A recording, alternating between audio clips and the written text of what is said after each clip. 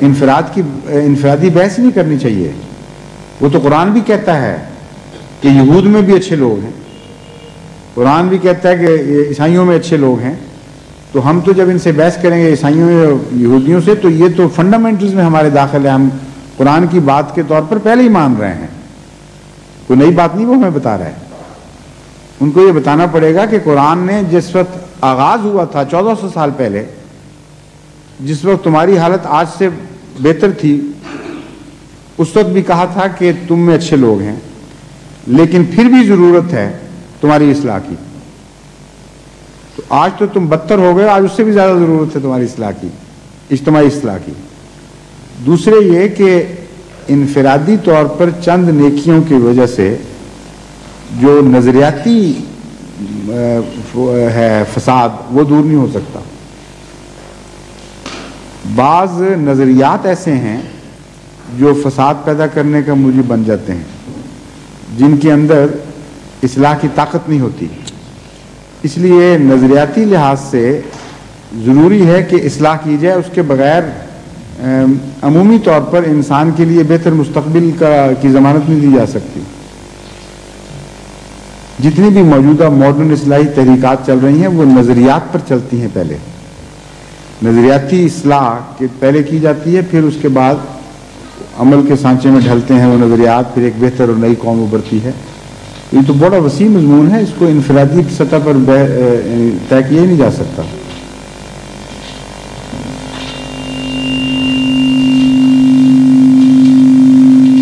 اور کوئی فرمائیے.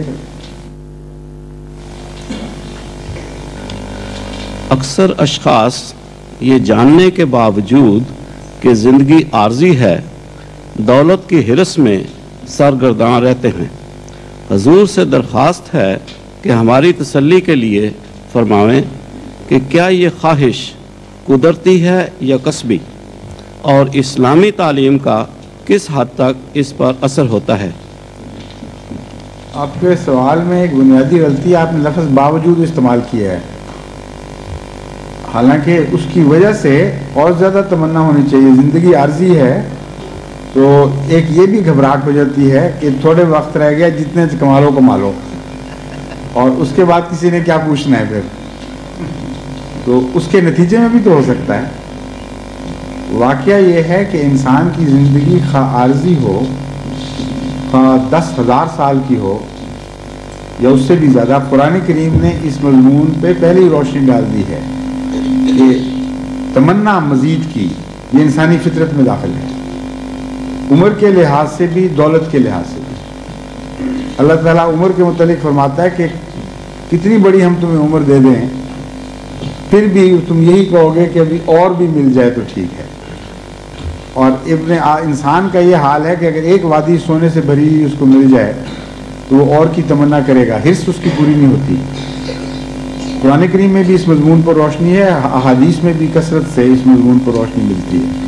اس لیے یہ فطرت کا معاملہ ہے. انسانی فطرت میں مزید کی تمنا خدا نے رکھ دی ہے, اور یہ تمنا اس کی ترقی کی خاطر رکھی گئی ہے.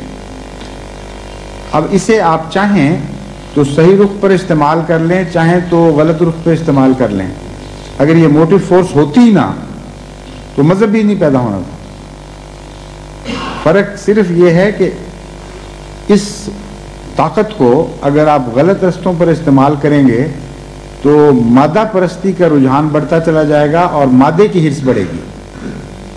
اگر اس کو صحیح رخ دے دیں گے تو پھر روحانی دولت کی یا علمی دولت کی, اللہ تعالیٰ سے قرب کی تمنا, یہ بڑھتے چلے جائیں گے. تو ان کی حرص بڑھتی ہے, ان کی خواہش بڑھتی چلی جائے گی. اس لیے فی ذات ہی یہ تمنا بری نہیں ہے, یعنی یہ ٹرینڈ برا نہیں ہے. اس کا استعمال صحیح بھی ہو سکتا ہے, غلط بھی ہو سکتا ہے. فرمائیے عبدالرشید صاحب. حضور یہ سوال میرے خیال پہلے پوچھا جا چکا ہے, لیکن اعلان کر دینا آخر پہ کہ آئندہ سے وہاں کرسیوں پر ہوا کرے گی. یہ کوئی دوست اگر جہاں آنے میں تردد کرتے ہوں تو وہ بتا دیں گے دوستوں کو. حضور سوال کے 2 پارٹس ہیں. جی. کیا سارے سابق مذاہب اپنی تعلیم کو آخری اور حتمی تعلیم قرار دیتے رہے تھے. پہلا تو حصہ یہ ہے. اور باوجود خود ارتقاء کے قائل ہونے کے روحانیت کی ترقی کے لیے ایک ایسے نقطہ کی خبر دیتے رہے تھے جس پر انسان نے جمع ہو کر انسانی پیدائش کے مقصد کو حاصل کرنا تھا. یہ دوسرا حصہ. جہاں تک پہلے حصے کا سوال ہے، کسی قرآن کریم کے سوا کسی اور مذہب کا ہمیں یہ دعویٰ نہیں ملتا کسی بھی روحانی مذہبی کتاب میں کہ یہ آخری کتاب ہے جہاں شریعت مکمل ہوئی ہے. اس لیے یہ مذہب والے آج یہ مانتے ہیں، یہ اعلان بھی کرتے ہیں کہ ہمارا آخری ہے، لیکن ان کی کتاب خاموش ہے. اسی لیے حضرت مسیح موعود علیہ الصلوۃ والسلام نے جو اسلام کی عظیم الشان خدمت کی، اس میں ایک یہ بنیادی اصول تھا جو آپ نے پیش فرمایا. اس سے پہلے کبھی کسی نے اس طریق پر غیر مذاہب کا مقابلہ نہیں کیا تھا.